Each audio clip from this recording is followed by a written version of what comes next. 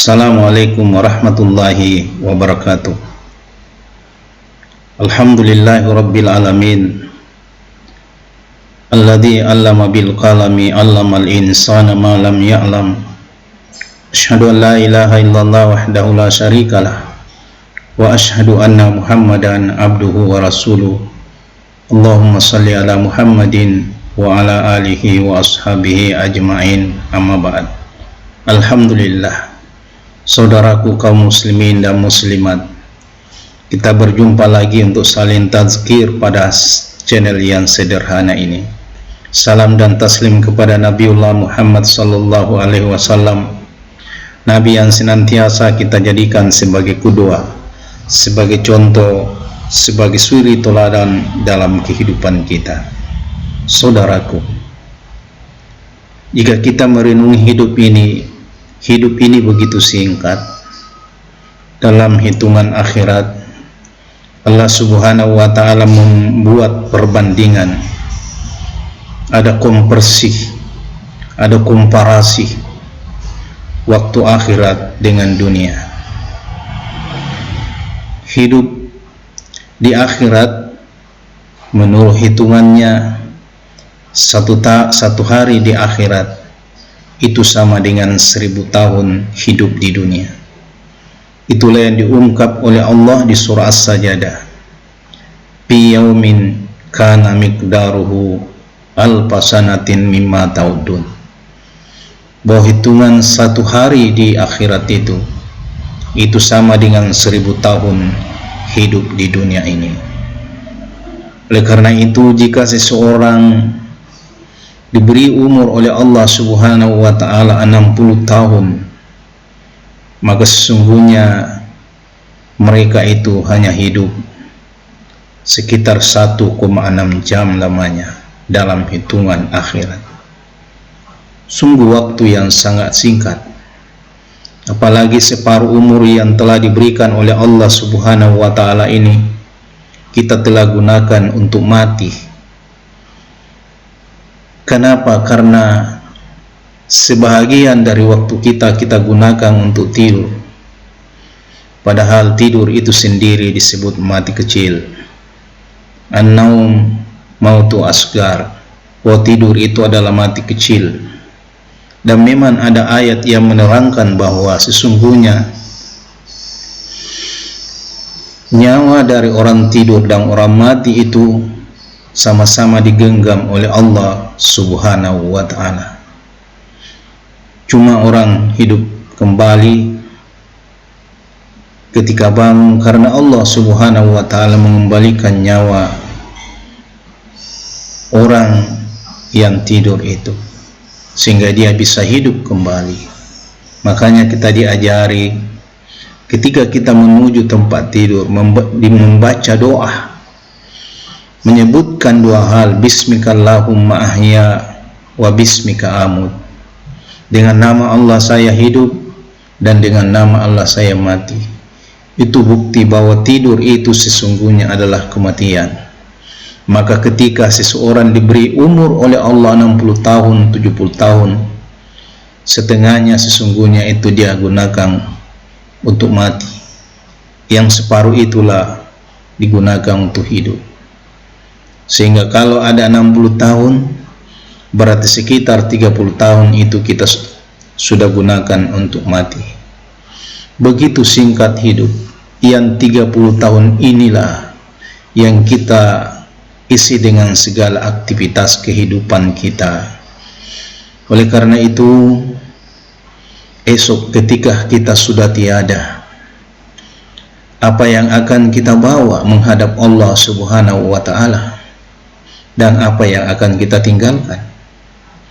Yang akan kita tinggalkan, yang akan menjadi kenangan dari orang lain, hanyalah namalah yang akan termemori pada setiap orang yang pernah mengenal kita.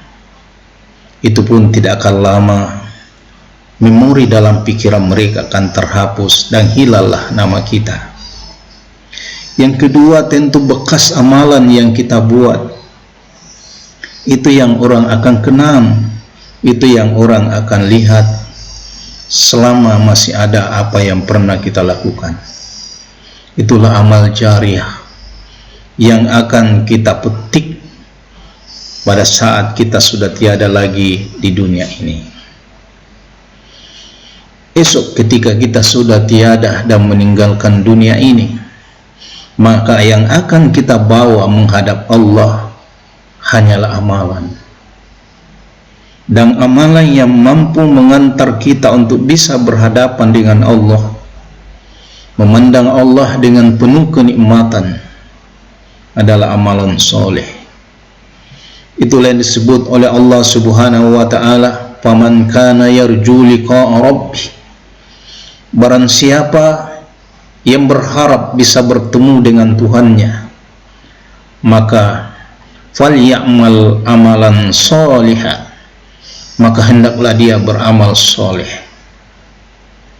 Amal soleh inilah yang akan mengantar kita untuk bisa berhadapan dengan Allah dengan gembira, dengan bahagia, dengan penuh kenikmatan, menatap wajah Allah yang maha agung, yang tentu akan menimbulkan kenikmatan yang luar biasa bagi siapa saja yang sanggup dan diberi kesempatan oleh Allah untuk melihat wajahnya. Kata Allah, siapa yang ingin bertemu denganku, berhadapan dengan Allah, melihat wajah Allah langsung tanpa tabir, maka falyamal amalan solihah, hendaklah dia melakukan amalan, yaitu amalan soleh.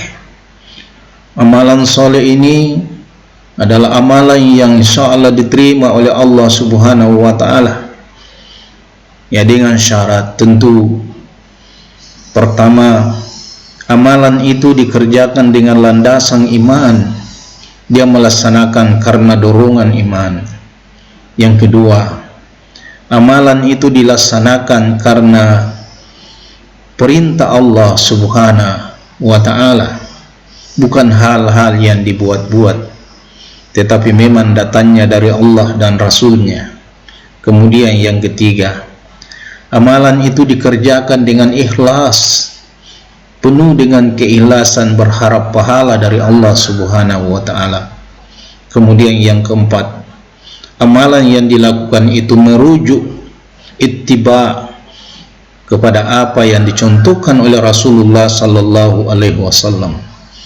Maka lahirlah amalan soleh yang akan menjadi kendaraan untuk bisa kita pakai berhadapan dengan Allah Subhanahu wa ta'ala.